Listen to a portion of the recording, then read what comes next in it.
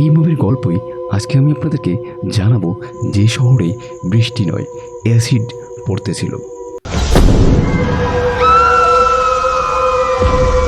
সিনেমার শুরুতেই আমরা দেখতে পাই মিখাল একটি প্রতিবাদে নেতৃত্ব দিচ্ছে, যেখানে কর্মীরা তাদের একজনের জন্য ন্যায় বিচার চাইছে। সেখানে পুলিশ ডাকলে প্রতিবাদকারীরা বেসামাল হয়ে পড়ে। প্রতিবাদকারী এবং দাঙ্গা পুলিশের মধ্যে বিশাল সংঘর্ষ হয়। মিখাল তাদের একজনকে ধরে প্রায় মেরেই ফেলে।